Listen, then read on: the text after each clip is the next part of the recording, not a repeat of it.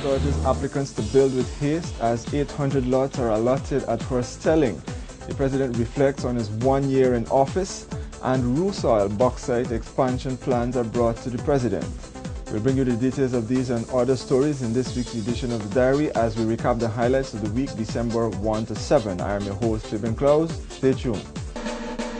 Do you know working people have benefited from the minimum wage rising by about 765% of the 1991 level, and coupled with that, the tax threshold has increased dramatically in the same period from $48,000 per year in 1991 to $600,000 per year this year.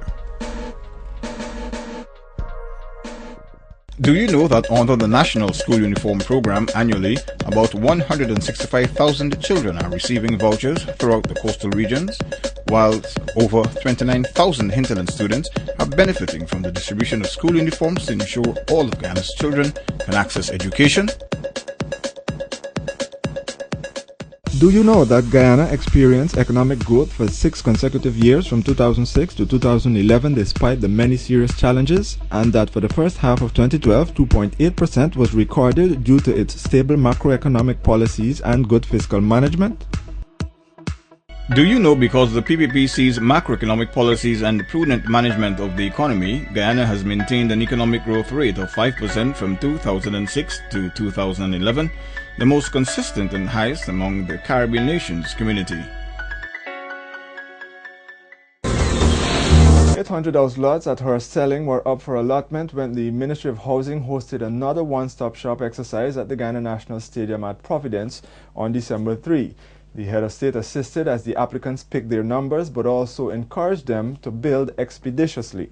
Given its proximation to gated communities, the capital, and the national stadium, the Horstelling lots were valued at $1.2 million to $2.5 million, targeting persons with an income range of $140,000 to $600,000. Commercial banks were on site, guiding the applicants along the way to mortgage financing, which in recent years has allowed applicants the means to repay at reasonable rates. President Ramatar, who witnessed the exercise at the Guyana National Stadium at Providence, spoke with empathy about the appreciation of owning a home. I can appreciate the importance of people owning their own homes and have their own roof over their heads and don't have to be afraid of seeing a landlord coming in the yard to wonder if he's coming to ask to raise rent or anything else. And therefore, having a home of your own provides an enormous amount of feeling of security and a feeling of contentment and a more settled mind. The promise of new housing schemes across Guyana, improved and accelerated distribution of titles and affordable mortgage financing are inscribed in the 2006 manifesto of the ruling party. By the year 2009, almost all of these promises were delivered, and the target which was set for the Housing Ministry to deliver house lots has been surpassed. By August 2011, the ministry completed the allocation of more than 18,000 house lots. As we want to develop our country faster and further, we work on the philosophy that the most important factor for development is our people. And therefore, if we want to take our country forward, and if we want to end poverty, that we have to invest in our people first and foremost. The philosophy of investing in people has influenced the construction of new schools, especially those in the hinterland with dormitories, a school uniform and feeding program, and new hospitals with qualified Guyanese doctors that have been part of the program. December 3 marked 1 year since Donna Ramatar was officially sworn in on the lawns of State House as the country's head of state, becoming the first president under the new constitution that limits a president to 2 terms. He reflected on those 12 months in a recent interview with the press. He took over the reins of power at a time when the Guyanese economy in the last 6 years has been growing at an average rate of 5%, and in the first half of this year recorded 2.8% growth in real gross domestic product. In 2011, the domestic economy achieved real growth in GDP of 5.4%, receiving kudos from the International Monetary Fund, which described 2011 as another year of robust growth, supported by favorable external conditions, rising foreign direct investment, and low inflation. Reference was made to the fact that despite the new political dispensation following the November 28, 2011 elections, investor interest has remained strong and confident. Looking back at the year, President Ramotar was satisfied that the government stayed on course with its development agenda. During the 1 year that we've been here, we've been trying to continue a lot of the work that was done by previous PPP civic governments in giving people a lot of the social needs that they were denied of 20 years ago. And today I'm very, very happy to see that our education program is still moving ahead. Our housing program continues to be very dynamic. Our health program is also moving very rapidly. During the presidential year, he kept abreast with developments in the oil exploration sector, visiting offshore operations, and witnessed the signing of historic agreements, including the contract for the Cheddi Jagan International Airport. He delivered his first address to the United Nations General Assembly, CARICOM, the Rio Plus 20 Climate Conference, the Union of South American Nations, and joined leaders in the Americas, including U.S. President Barack Obama at the Summit of the Americas. Back home, he was faced with making tough decisions in face of an opposition that made life difficult with their one-seat majority in the parliament. Despite facing an impasse, he remains convinced that cooperation is the best way forward. I think we can do much more. We need the cooperation of all Guyanese, regardless of political views. You are watching The Diary. More still ahead. Do you know working people have benefited from the minimum wage rising by about 765% of the 1991 level, and coupled with that, the tax threshold has increased dramatically in the same period from $48,000 per year in 1991 to $600,000 per year this year. Do you know that under the National School Uniform Program annually, about 165,000 children are receiving vouchers throughout the coastal regions, whilst over 29,000 hinterland students are benefiting from the distribution of school uniforms to ensure all of Guyana's children can access education? Do you know that Guyana experienced economic growth for 6 consecutive years from 2006 to 2011 despite the many serious challenges, and that for the first half of 2012, 2.8% was recorded due to its stable macroeconomic policies and good fiscal management? Do you know because the PPPC's macroeconomic policies and prudent management of the economy, Guyana has maintained an economic growth rate of 5% from 2006 to 2011, the most consistent and highest among the Caribbean nations community. Bauxite production at the Russian Aluminum Company's operations in the Berbice River is set to shore up by 1,900,000 tons next year. The owners, who met the head of state for talks on December 4, plans to commence work on a new deposit. Rusal has been operating in Region 10 since 2007 after sealing an agreement with the government. The Russian company recently procured a fleet of equipment and will soon be mining at 2 locations, which have a combined deposit of close to 80 million tons of bauxite. Director of the Rusal Alumina and Bauxite Business, Valery Matvienko, led a team to a meeting with the president on December 4, telling him and Natural Resource and the Environment Minister Robert Passard about the company's plans. Well, say next year we're going to produce 1,900,000 tons of bauxite. И мы в следующем году вскроем новое месторождение, в котором с 2014 года начнем добывать более 2 миллионов тонн.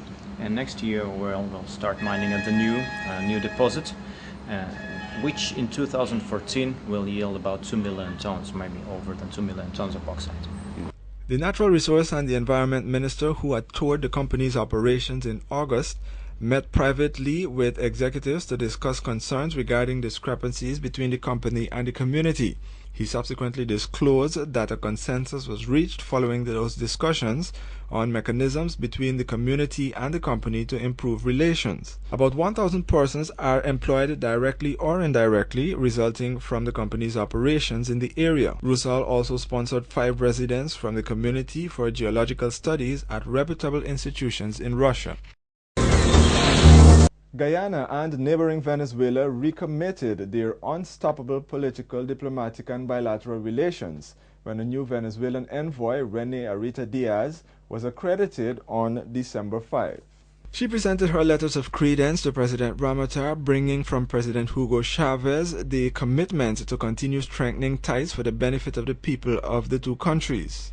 Chavez was re-elected president of the Bolivarian Republic of Venezuela after a comfortable victory in the country's October 7 presidential elections with 54% of the vote.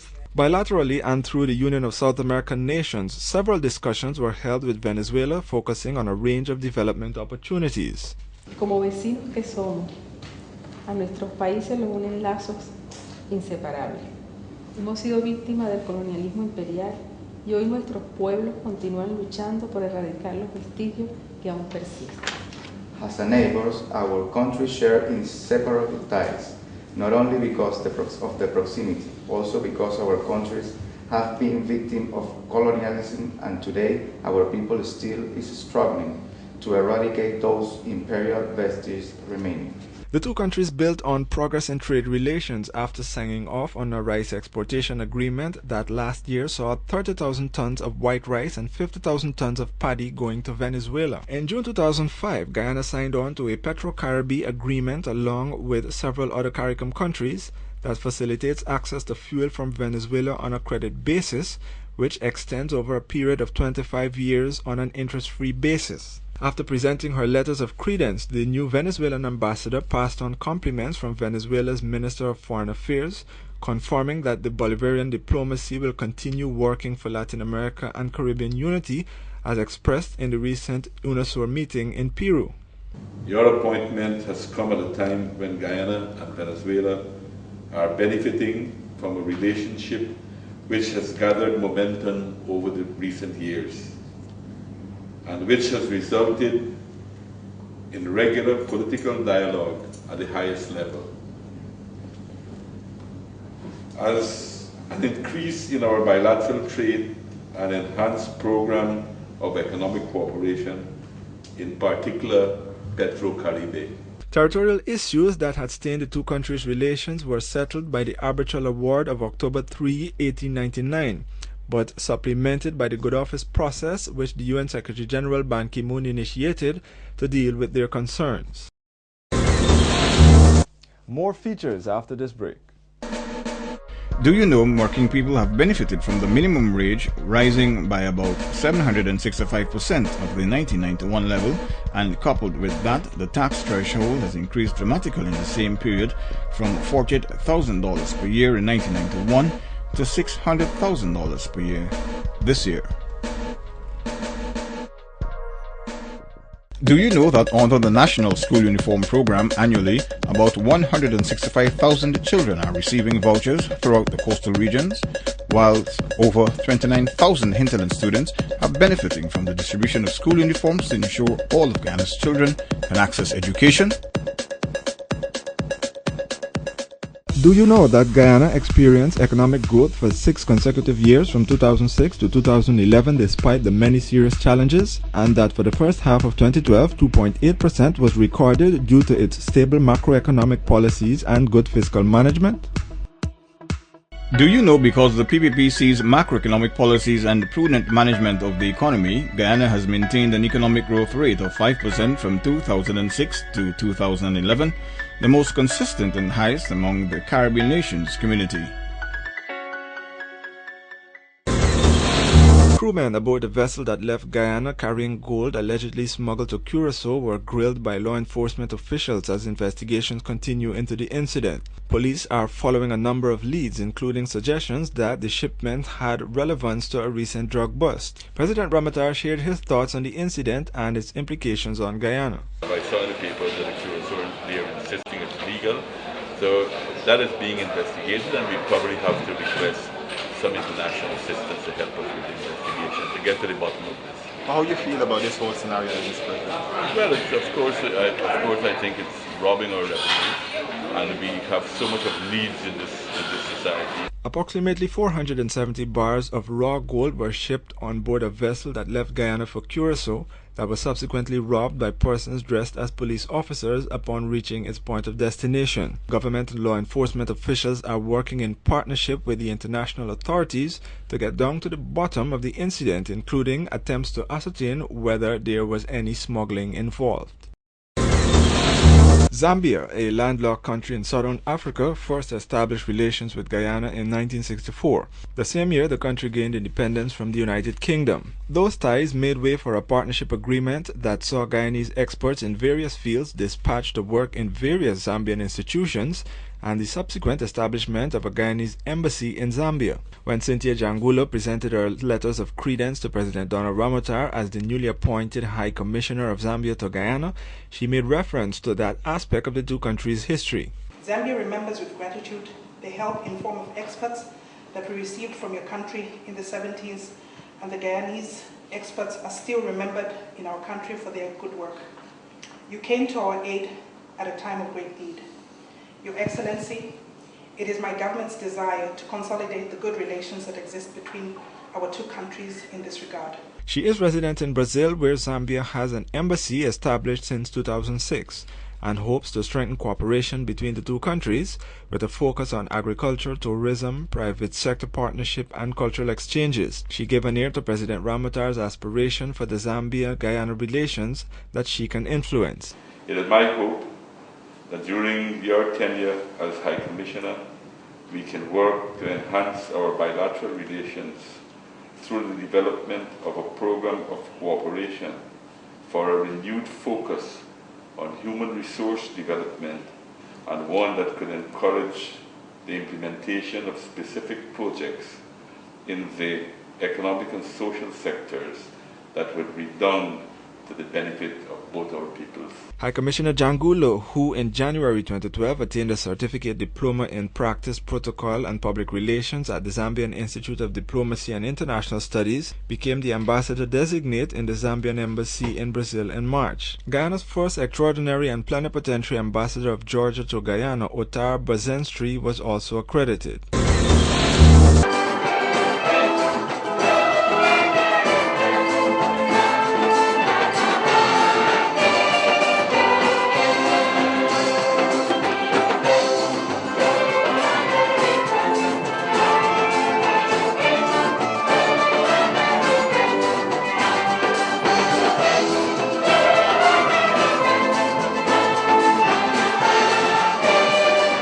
The evening of December 2 was one of carol singing at State House, organized by First Lady Deolashmi Ramotar, who hopes to make it an annual event during the festive season. Performances by the police military band, solo duets, vocals, and various popular Christmas carols entertained the invitees.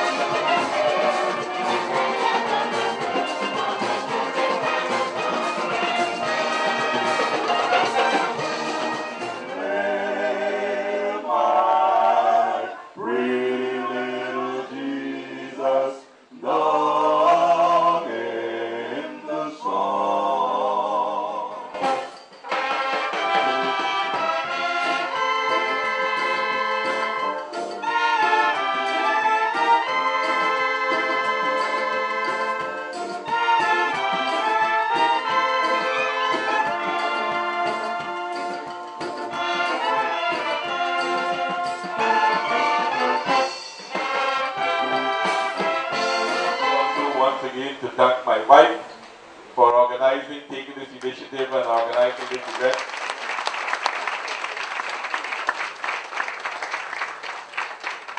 And all those who helped her in putting this together, a very big thank you for everyone.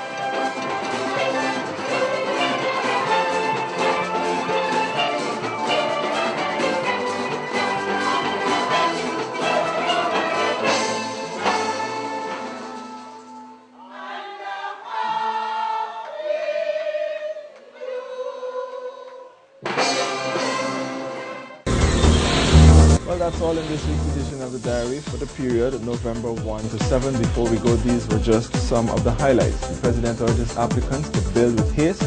This was as 800 lots were allotted at first telling. The President reflects on his 1 year in office, and Rusal brings bauxite expansion plans to the President. Thank you for joining us, and do remember to tune in next week when we bring you more of the Diary. I am your host, Fabian Claus. Do have a pleasant and safe rest of the week.